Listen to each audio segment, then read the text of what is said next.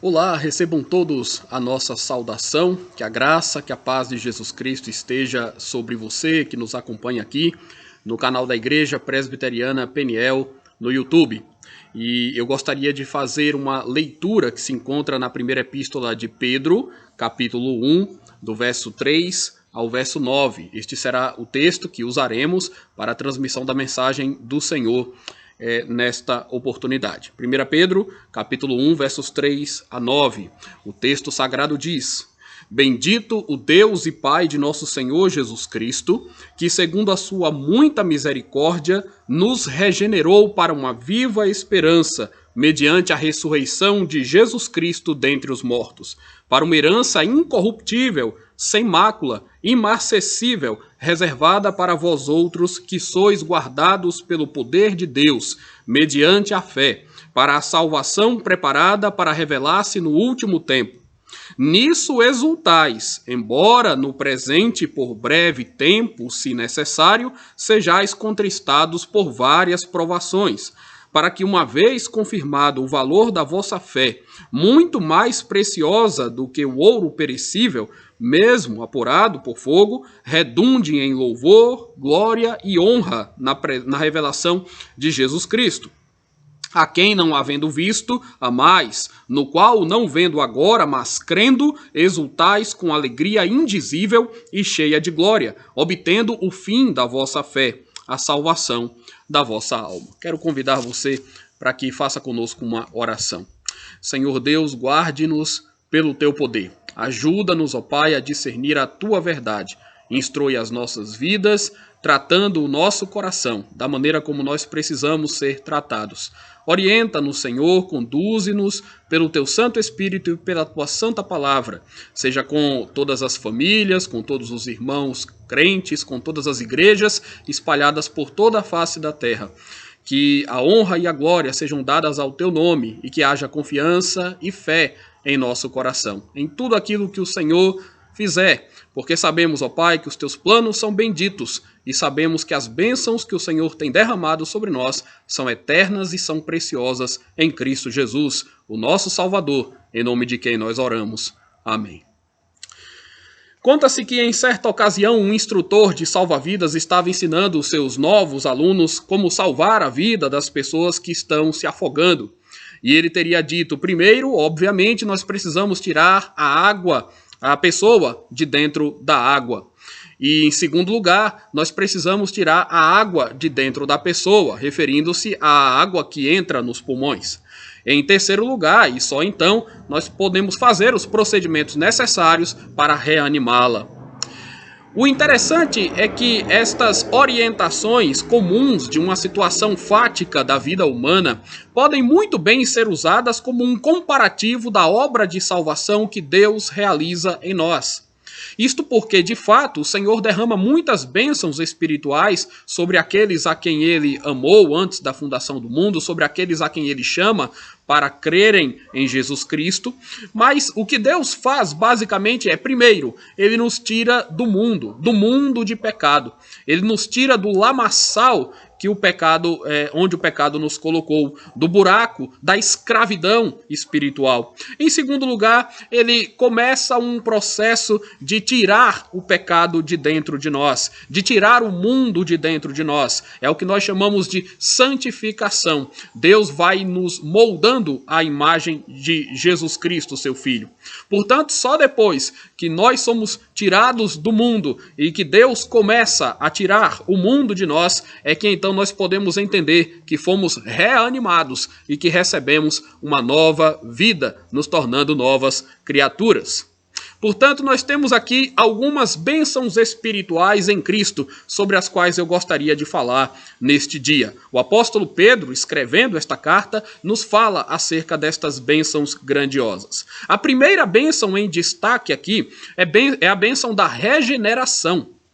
E eu gostaria de propor uma definição do que é regeneração, para que nós meditemos corretamente neste assunto.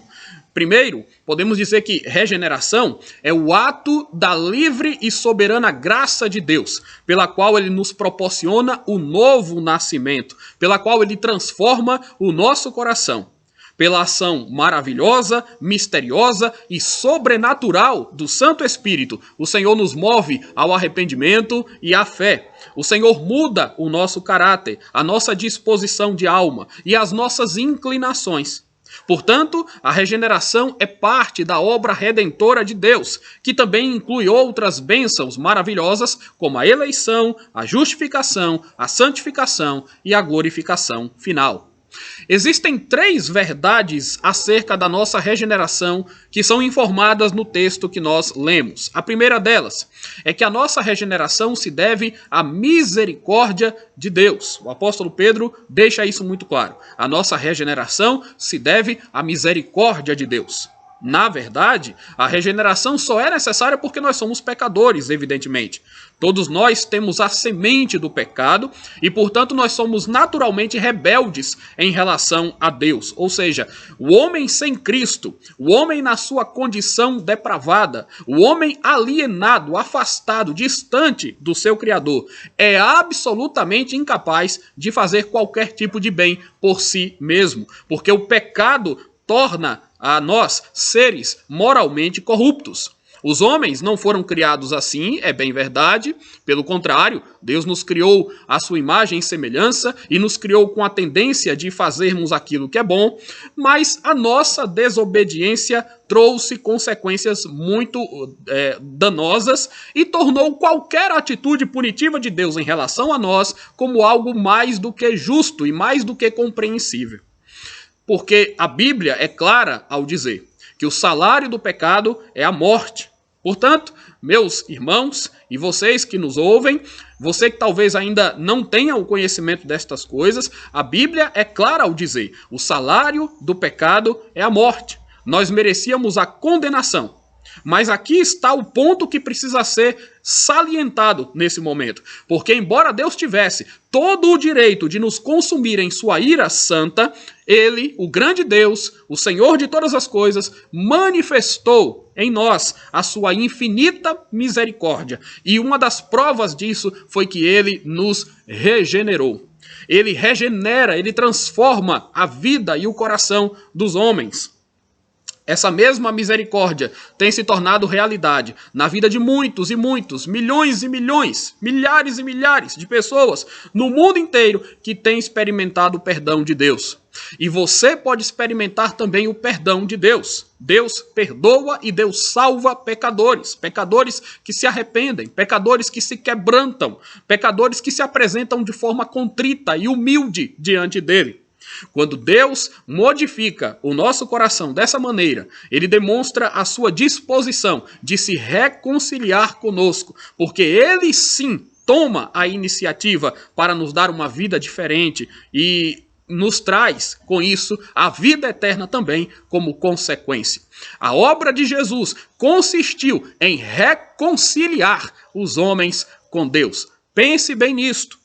Nós éramos antes inimigos de Deus, mas agora o texto sagrado nos diz que aqueles que creram em Jesus Cristo foram reconciliados e, portanto, foram também regenerados pelo Senhor. A segunda questão importante acerca da nossa regeneração, que é explicada pelo texto, é que a nossa regeneração está ligada diretamente à ressurreição do Senhor Jesus. Mais ou menos o que acabamos de dizer. Esse é um outro fator importante da nossa regeneração. O fato de que ela está diretamente relacionada à obra de Jesus e como o ápice e como o clímax maior desta obra de Jesus Cristo, nós temos a sua ressurreição dentre os mortos. Sim, a partir do instante em que nós pecamos, nós nos tornamos espiritualmente mortos e irremediavelmente perdidos. O apóstolo Paulo mesmo também vai dizer lá na epístola aos Efésios que nós pecamos e que nós nos tornamos mortos em nossos delitos e pecados. Cristo morreu e reviveu por nós. E se isto aconteceu, e se isto é fato histórico, como nós cremos que é, nós também temos a boa nova para você que nos ouve. E nós podemos dizer que nós também, crendo no Senhor Jesus, reviveremos. Mesmo que os homens estejam mortos nos seus delitos e pecados, eles podem reviver em Cristo Jesus. Eles certamente ressuscitarão no último dia também e receberão a sua coroa de glória. Nós não podemos deixar aqui de lembrar daquilo que nos diz então Paulo na sua carta aos Efésios. Ele nos deu vida, ele nos deu vida, ele nos regenerou, estando nós mortos em nossos delitos e pecados. Nós andávamos segundo a carne, vivíamos como filhos da ira, mas Deus, diz Paulo, sendo rico em misericórdia, por causa do grande amor com que nos amou, e estando nós mortos em nossos delitos, nos deu vida juntamente com Cristo. Pela graça sois salvos, e juntamente com ele nos ressuscitou e nos fez assentar nos lugares celestiais em Cristo Jesus. Esta é a grandiosa obra de regeneração, de salvação, de ressurreição espiritual que Deus realiza em nós, que precede aquela ressurreição final, física e corpórea que os crentes também experimentarão quando o Senhor Jesus voltar. Ora, nós sabemos muito bem que um morto não tem vontade própria, um morto não pode tomar decisões, um morto não pode sequer se mover, mas um morto pode receber vida. E é o que acontece quando verdadeiramente cremos no Filho de Deus. Não por acaso, o Senhor Jesus mesmo, pela força do seu poder, ressuscitou pessoas que haviam morrido enquanto ele andava pelas ruas da Galileia, enquanto ele vivia entre nós, enquanto ele estava encarnado aqui conosco. O Senhor Jesus ressuscitou pessoas, porque ele é o doador da vida, porque ele é o autor da vida, porque ele pode conceder aquilo que os homens não têm em si mesmos: vida, vida eterna e vida abundante. Ele mesmo disse isso: eu vim para que vocês tenham vida, vida eterna e abundante. Vejam que Paulo relaciona acontecimentos históricos da trajetória de Cristo com realidades espirituais que acompanham todos aqueles que creem. Jesus morreu, Jesus ressuscitou, Jesus ascendeu aos céus, onde ele está agora, assentado à destra do Pai, reinando soberano sobre todas as coisas. E da mesma maneira, é então necessário que nós morramos para o pecado, ressuscitemos para Deus e nos assentemos juntamente com ele nos lugares celestiais. E no mesmo lugar em que nós lemos que o salário do pecado é a morte, nós também podemos encontrar que o dom gratuito de Deus é a vida eterna em Cristo Jesus, o nosso Senhor. Portanto, é a vida de Cristo que nos dá vida. É a vitória de Cristo sobre a morte que garante a nossa vitória sobre a morte. A sua ressurreição proporciona a nossa regeneração. Um terceiro aspecto importante sobre a regeneração trazida aqui pelo apóstolo Pedro é que ela tem por objetivo nos conceder esperança. Nós podemos ter esperança no mundo, porque Cristo nos regenerou. É óbvio que agora nós caminhamos tendo em vista isto, a bendita esperança que antes era-nos impossível possuir. Vivíamos no mundo sem Deus, vivíamos no mundo sem paz, sem um objetivo claro, sem um sentido claro para as nossas vidas. Nós não conhecíamos as promessas, nós não nos importávamos com as coisas espirituais, nós não tínhamos a dimensão daquilo que Cristo fez por nós. Os homens assim, sem o conhecimento da verdade, sem a paz de Deus no coração, eles vivem na miséria. Resta aos homens assim a miséria, a perdição, o juízo, o inferno. Então, quando nós estávamos distantes de Deus, não havia liberdade, não havia alegria, não havia fé e não havia esperança de forma alguma. Mas agora a situação é outra. Agora nós podemos dizer que nenhuma condenação há para aqueles que estão em Cristo Jesus. Agora nós temos paz com Deus. E a paz de Deus que excede todo conhecimento, guarda o nosso coração em Cristo Jesus. Agora a nossa esperança não se limita a esta vida, mas a transcende. Agora nós pisamos em um terreno sólido. Nós sabemos por que estamos aqui. Nós sabemos onde vamos chegar.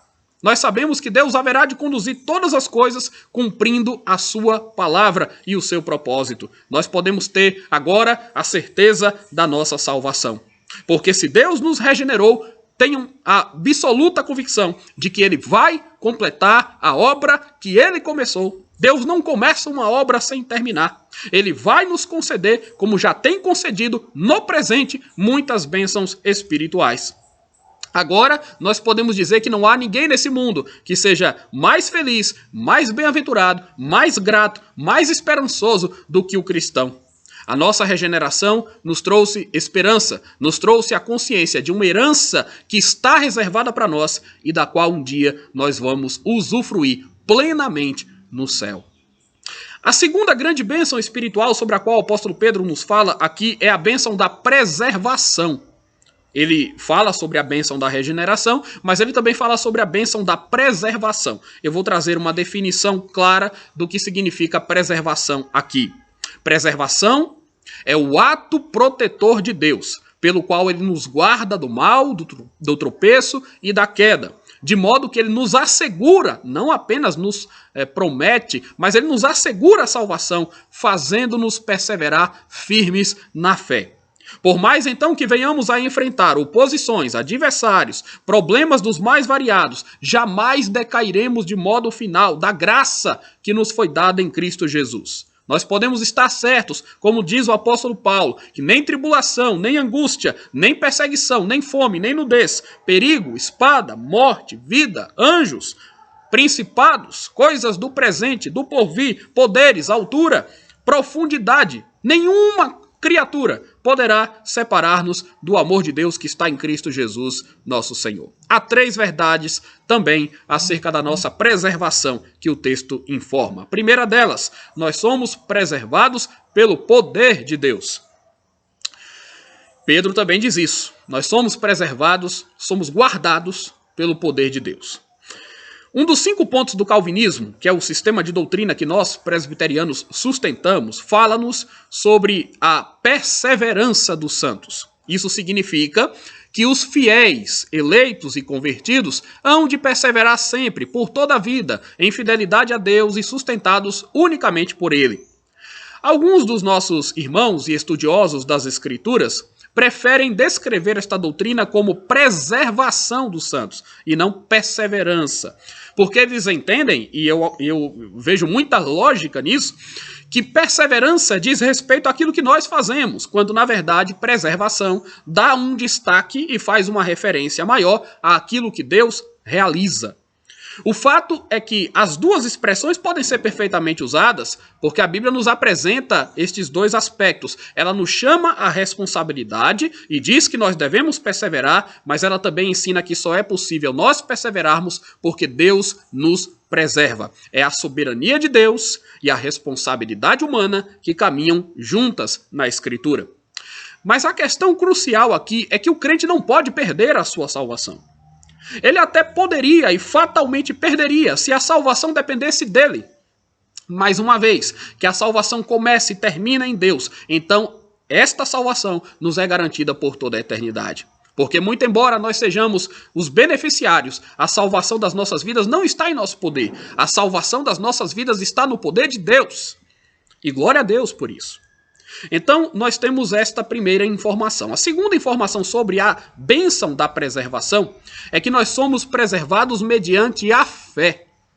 E isto também é mencionado no texto. A fé é o meio e se torna também a condição de Deus para o homem a fim de que ele seja salvo. Sem fé é impossível agradar a Deus. Aliás, a fé salvadora é dada por Ele mesmo. Trata-se de um dom do Senhor que nos fortalece em meio às lutas.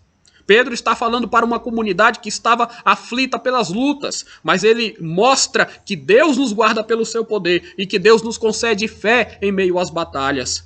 É pela fé que nós damos crédito à mensagem do Evangelho. É pela fé que nós damos bom testemunho. É pela fé que nós combatemos. É pela fé que nós praticamos boas obras. É pela fé que nós vivemos.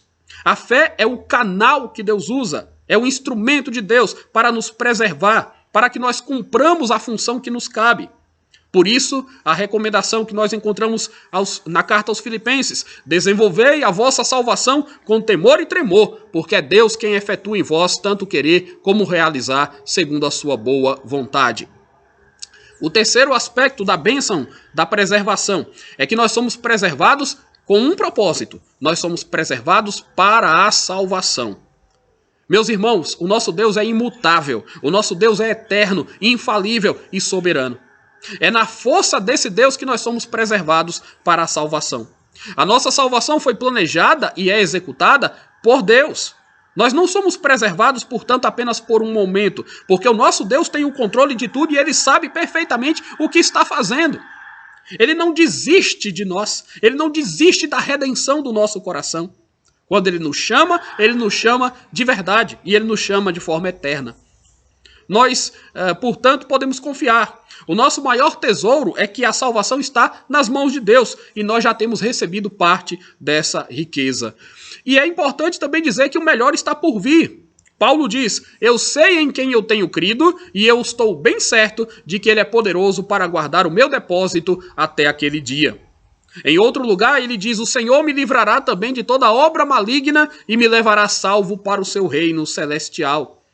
Lá na segunda carta a Timóteo, ele diz isso no capítulo 4. E Judas, na sua epístola, também destaca, ora, aquele que é poderoso para vos guardar dos tropeços, vejam, Deus é poderoso para vos guardar dos tropeços e para vos apresentar com exultação imaculados diante da sua glória ao único Deus, o nosso Salvador, mediante Jesus Cristo, Senhor nosso, glória, majestade, império e soberania, antes de todas as eras e agora e por todos os séculos. Amém.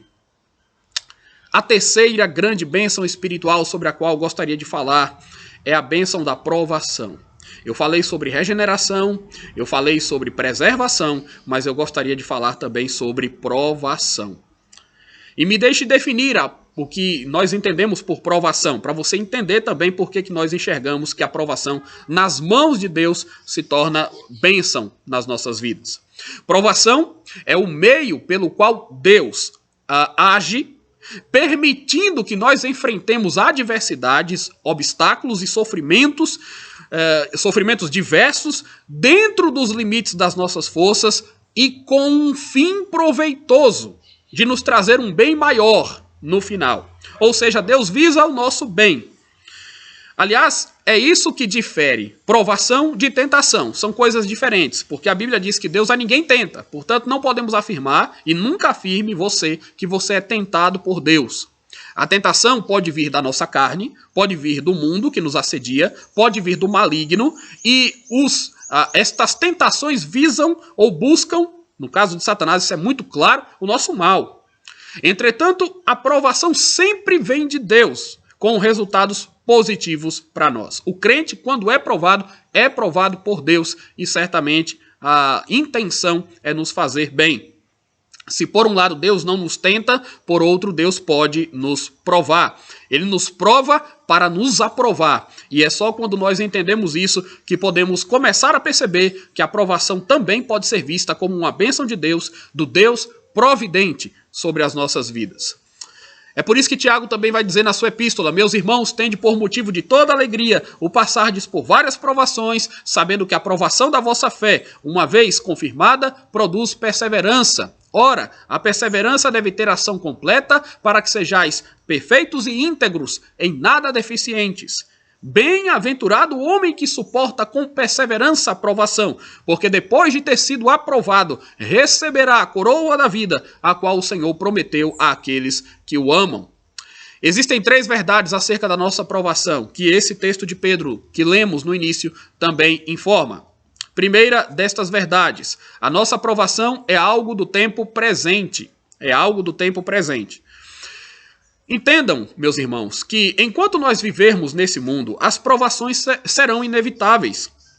Enquanto vivermos nesse mundo de pecado, em que nós precisaremos ser aperfeiçoados dia após dia, em muitas coisas que sequer nós compreendemos ou nos damos conta, mas Deus o sabe, enquanto aqui labutarmos, teremos necessariamente que lidar com situações de tristeza, dores, choro, enfermidade, a perda de entes queridos, angústias, preocupações, coisas semelhantes a estas.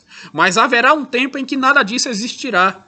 Haverá um tempo em que Deus enxugará dos nossos olhos toda lágrima. Haverá um tempo em que não se ouvirá mais falar em doenças e a morte já terá sido totalmente vencida. A glória de Deus, que enche então todas as coisas, não deixará mais espaço para qualquer tipo de frustração. Mas isso é futuro. Porque no presente nós somos provados. E quando somos provados é porque precisamos ser provados e Deus é quem sabe como agir nestas situações para nos conceder bênçãos maiores do que aquelas que nós podemos enxergar quando elas estão acontecendo, quando elas estão diante de nós. A provação é algo que faz parte da vida dos servos de Deus. Nós não encontramos um servo de Deus na Bíblia, no Antigo ou no Novo Testamento. Não temos nenhum exemplo que a Escritura apresenta de alguém que tenha sido fiel a Deus, de alguém que tenha andado com Deus no Antigo ou no Novo Testamento, e que não tenha sido provado em nenhum momento. Não é? Quando as Escrituras relatam de uma forma um pouco mais extensa a vida dos mais diversos personagens, por mais santos e piedosos que eles fossem, nós vamos perceber que há sempre momentos críticos e há sempre situações em que eles são provados e em que eles também experimentam crescimento. Nós podemos pensar talvez aqui nos patriarcas, né? E vamos perceber que todos eles passaram por essas situações. Abraão, Isaac, Jacó, José. Nós podemos pensar em patriarcas até que os antecederam. Abel, Jó, Noé. Nós podemos imaginar a vida dos profetas, não é? E sabemos da biografia deles, Isaías, Jeremias, Abacuque, Malaquias, todos eles enfrentando muitas dificuldades para levar a palavra de Deus de uma forma fiel, para viver como servos fiéis diante de Deus. Nós podemos pensar nos reis de Israel, nos reis justos, Davi ou Josias, por exemplo. Nós podemos pensar nos apóstolos, indo para o Novo Testamento, Paulo, Pedro, João. Na verdade, os apóstolos, em sua grande maioria, né, com a exceção que se faz ao apóstolo João, os apóstolos foram executados, foram martirizados. Nós podemos pensar em outros escritores do Novo Testamento, podemos pensar em Marcos, em Lucas. Alguém consegue encontrar na Bíblia um único indivíduo que não tenha sido provado de alguma maneira? Certamente não. Certamente não. Estes homens eram homens crentes, eram homens fiéis, mas eles foram perseguidos ou eles foram criticados. E quando nós tentamos viver piedosamente nesse mundo, muitas vezes é exatamente isso que acontece. Mas o que Paulo vai dizer em Romanos capítulo 8, verso 18, é o seguinte: porque para mim eu tenho por certo que os sofrimentos do tempo presente não podem ser comparados com a glória que há de ser revelada em nós. É interessante notar, Paulo foi torturado, fustigado com varas, recebeu açoites, naufragou, enfrentou perigos, mas olha só o que ele diz. E vejam que ele também escreve em 2 Coríntios, capítulo 4, porque a nossa leve e momentânea tribulação produz para nós eterno peso de glória, acima de toda comparação, não atentando nós nas coisas que se veem, mas nas coisas que se não veem, porque as que se veem são temporais, mas as que se não veem são eternas. Portanto, Paulo vai dizer que esta leve e momentânea tristeza, essa leve e momentânea tribulação produz como resultado final, pela glória de Deus, pela graça de Deus, pela forma como Deus conduz as coisas, ela produz um eterno peso de glória. Então aquilo que nós sofremos nesse mundo não é nada perto daquilo que Deus está reservando para nós. E nós vamos experimentar com uma plenitude muito grande as bênçãos eternas e futuras de Deus, tendo passado pelos calvários e pelos desertos dessa vida. Então estas coisas não são em vão. Deus não permite que nós sejamos afligidos em vão. Deus tem propósitos maiores, gloriosos, grandiosos para nós. Então, podemos ver que a nossa aprovação é algo momentâneo, a nossa aprovação é algo próprio do tempo presente. Ela não dura para sempre. Nenhuma tempestade para os servos de Deus dura para sempre. Ela tem um fim. Ela tem um fim e ela tem um propósito. Segunda verdade sobre a nossa aprovação é que ela nos é dada para nos confirmar na fé. Às vezes nós ouvimos as pessoas dizendo que este ou aquele irmão se afastou da fé ou se revoltou contra Deus por causa da provação ou por causa da dificuldade que ele tem enfrentado, não é? Às vezes ouvimos isto. Porém, a provação, ela vem para nos confirmar na fé. Ela não vem para nos afastar da fé. Então há algo errado aí. Claro que é difícil passar pela provação. Nós não estamos aqui dizendo que nós temos que enfrentar a provação com um grande sorriso no rosto. Não, de jeito nenhum. Nós não estamos dizendo que nós temos que fazer coisas que são humanamente impossíveis de serem feitas. Claro que não. É claro que nós passaremos por momentos de abatimento. É claro que nós teremos momentos de grande tristeza, tristeza profunda. Em determinadas situações é até normal que estas coisas realmente aconteçam, não é? Mas o que nós estamos dizendo é que pelos propósitos de Deus, as provações, elas nos fortalecem na fé. Elas nos confirmam na fé. Quando nós passamos pelos momentos delicados da vida, então a lógica é que nós saiamos dali mais fortalecidos. Quando saímos de uma batalha difícil e dolorosa, quando vencemos uma terrível tempestade, a tendência é que ficamos mais fortes. Essa é a finalidade da aprovação. Vejam vocês, meus irmãos, nós estamos vivendo em um momento em que eu acredito que a igreja do Senhor Jesus, no mundo inteiro, aqui também no nosso país, ela está sendo provada. E nós podemos dar testemunho da nossa fé em meio a esta situação, em meio ao caos, em meio ao medo, em meio ao pânico das pessoas. Nós podemos dar testemunho de Deus e permanecer firmes e confiantes. Nós podemos permanecer orando, nós podemos permanecer unidos, nós podemos permanecer lendo a palavra, nós podemos permanecer realizando os nossos cultos domésticos. E vamos fazer isto cada vez mais intensamente, colocando as nossas vidas nas mãos do Senhor, porque estamos em meio a uma situação de prova. A igreja está sendo provada. E isso não quer dizer, repito, que seja algo ruim. A provação pode nos fortalecer, a provação pode nos ensinar lições grandiosas. Ela pode nos tornar crentes mais maduros. Que quando sairmos desta situação de restrição em que nós nos encontramos, saiamos mais fortalecidos, saiamos mais fortes. Nos unamos mais como crentes, oremos mais, valorizemos mais os cultos.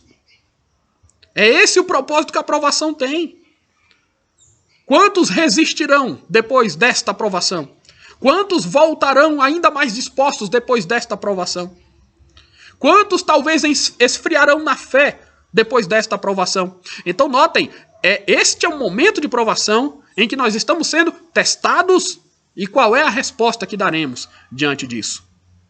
A aprovação nos é dada por Deus para o nosso bem e para o nosso fortalecimento. Não podemos nos esquecer destas coisas. Por último, a nossa aprovação, ela também é para o louvor e a glória de Deus e para que sejamos recompensados com a glorificação.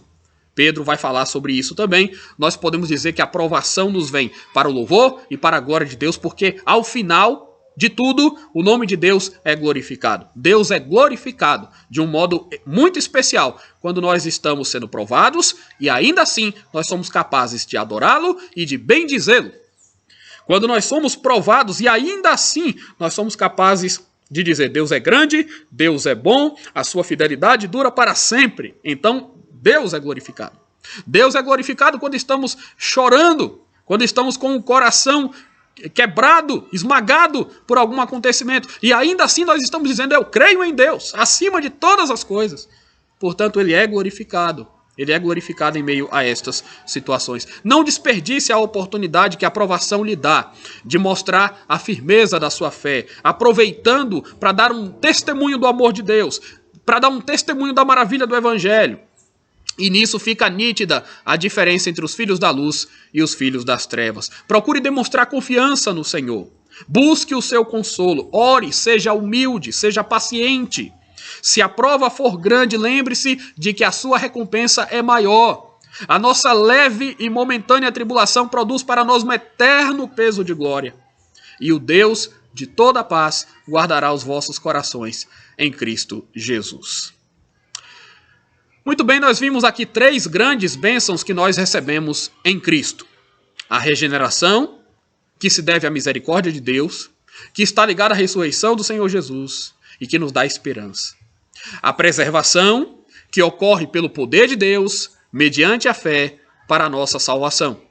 E a provação, que é algo próprio do tempo presente, para nos confirmar na fé, para que o nome do Senhor seja glorificado e para que sejamos recompensados depois da nossa aprovação.